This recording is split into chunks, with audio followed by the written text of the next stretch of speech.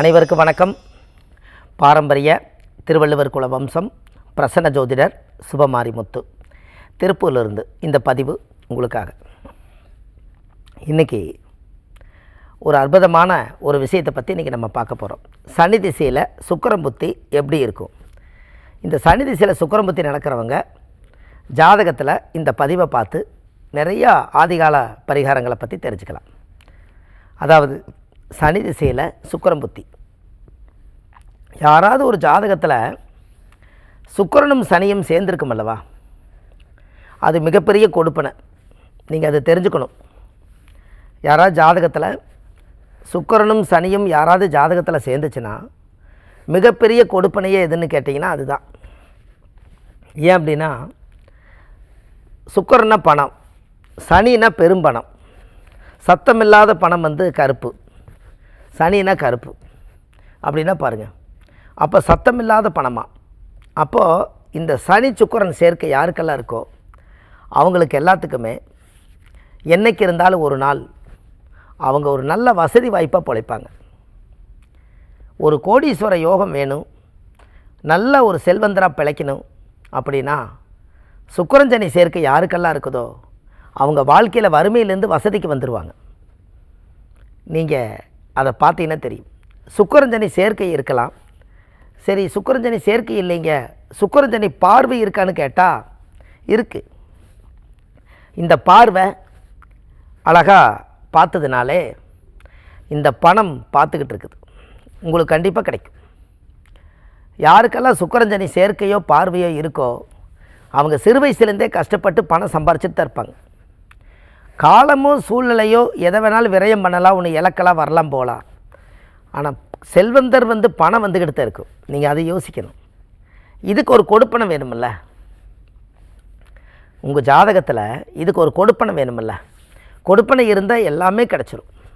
கொடுப்பனை என்பது என்ன? ஒரு அதிர்ஷ்டத்துக்கு பேர் தானே கொடுப்பனை. அது இஷ்டப்பட்டால் நம்மளுக்கு எல்லாம் வரப்போகுது. பணம் அது இஷ்டப்படணுமா, அதனால் அது காலப்போக்கில் அதிர்ஷ்டம்னு ஒரு வார்த்தையை சொல்லிட்டாங்க. இந்த அதிர்ஷ்டத்தை பிரித்து பாருங்கள். அது இஷ்டம் சேர்த்துனீங்கன்னா அதிர்ஷ்டம். அப்போ கேட்குறாங்க பாருங்கள், எனக்கு அதிர்ஷ்டம் அடிக்குங்களா, எனக்கு அதிர்ஷ்டம் இருக்கா அப்படின்னு கேட்குறாங்க. அது எல்லோரும் முன்னோர்கள் பழமொழி என்னென்னா எல்லாமே கோரஸாக சொல்கிறதுனால அதிர்ஷ்டம்னா என்னென்னு தெரியல. அது இஷ்டப்பட்டால் நம்மக்கிட்ட பணம் வரும், நம்ம இஷ்டப்பட்டால் பணம் வராது. நம்ம அதை பல கோடி நினைக்கிறதாச்சே. நான் கோடீஸ்வரன் ஆயிடுவேன்னா உழைக்காமல் எப்படி வரும்? சரி, அப்படித்தான் நம்ம ஜாதகத்தில் யோகம்னு ஒரு மனிதனுக்கு இருந்தால் ஐயா கண்டிப்பாக நீங்கள் அதை அனுபவிச்சே தருவீங்க. அது மட்டும் நல்லா யோசிங்க. ஒரு மனிதர் பிறக்கும்போது கொஞ்சம் யோகம் இருக்கணும், யாராக இருந்தாலும் சரி.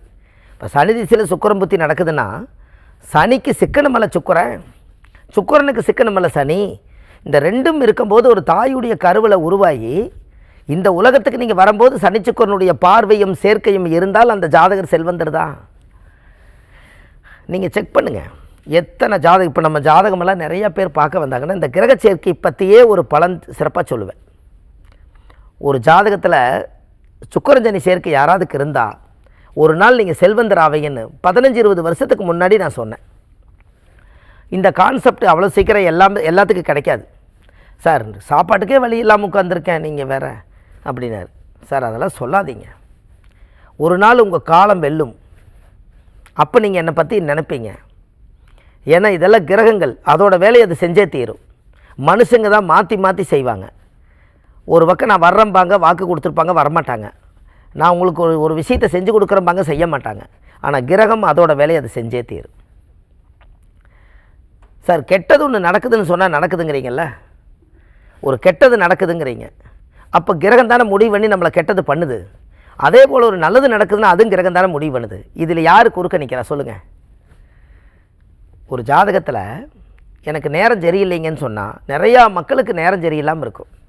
ஒருத்தர் சட்டச்சிக்கலில் மாட்டியிருப்பார், ஒருத்தர் கடனில் மாட்டியிருப்பார், ஒருத்தர் வாழ்க்கையில் மாட்டியிருப்பார், ஒருத்தர் கல்வியில் மாட்டியிருப்பார், ஒருத்தர் அப்பா இல்லாமல் இருப்பார், ஒருத்தர் அம்மா இல்லாமல் இருப்பார், ஒருத்தர் கூட பிறந்தவங்க இல்லாமல் இருப்பாங்க, ஒருத்தர் குழந்தை இல்லாமல் இருப்பாங்க, ஒருத்தருக்கு வாழ்க்கையில் நம்ம என்ன பண்ணுறதுனே தெரியாமல் நிற்பார், ஒருத்தர் ஆதரவற்றவராக நிற்பார், நான் இன்றைக்கி ஒருத்தர் சன்னியாசியாக நிற்பார். நம்ம வாழ்க்கையில் எப்படியெல்லாம் இருக்காங்க. எல்லாத்துக்கும் ஒரு மனிதருக்கு ஒரு குறை இருக்குது. இந்த குறை இருக்கிற இதைய இந்த உலகத்தில் நிறைவாகிறதுக்காகத்தானே இந்த மனம் ஏங்குது. சார், மனுஷராக பிறந்தா முற்காலம் சரியில்லைன்னா பிற்காலம் நல்லா இருக்கணும், பிற்காலம் சரியில்லைன்னா முற்காலத்திலே எல்லா யோகத்தையும் கொடுத்துடணும். ஆனால் ஆக மொத்தத்தில் நாம் தாயுடைய கருவறையிலேருந்து பிறக்கும்போது என்ன யோகமோ அதை அனுபவிக்கிறதுக்கு தான் இந்த உலகத்துக்கு, இந்த பூமிக்கு நீங்கள் வந்திருக்கீங்க. அந்த காலங்கள் வரும்போது அது பதில் சொல்லும். அது வரைக்கும் பொறுமையாக இருக்கணும். ராமர் நல்லா வாழ்ந்தவர் தான். சீதா தேவியை ராவணன் கடத்திட்டு போயிட்டார். 14 வருஷம் ராமர் வனவேசம் போயிட்டார். அப்போ இவங்கெல்லாம் அவரோட ஏக்கம் என்னவாக இருந்திருக்கும்? என்னுடைய மனைவி என்னை விட்டு போயிடுச்சு, என் குழந்தைகள் என்னை விட்டு போயிட்டாங்க, நான் நல்ல வயிற்றில் ராஜா வயிற்றில் பிறந்து தசரத மகாராஜாவுக்கே நான் மகனாக பிறந்து இன்றைக்கி நான் வனவேசத்தை அனுபவிக்கிறேனே, தன்னுடைய தகப்பன் இறந்து கிடக்கிறார், நான் திதி கொடுக்க முடியல, தர்ப்பணம் கொடுக்க முடியல, கொல்லி வைக்க முடியலன்னு சொல்லி காட்டுக்குள்ளே உட்காந்து வேதனைப்படுறார்.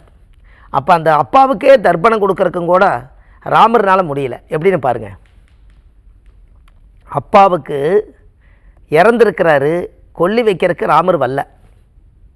அப்போ அவருடைய ஜாதகத்தில் அப்பாவுக்கு கொல்லி போடுறதுக்கு அந்த யோகம் இல்லாதனால கடவுள் வனவேசம் போக வச்சுட்டார்.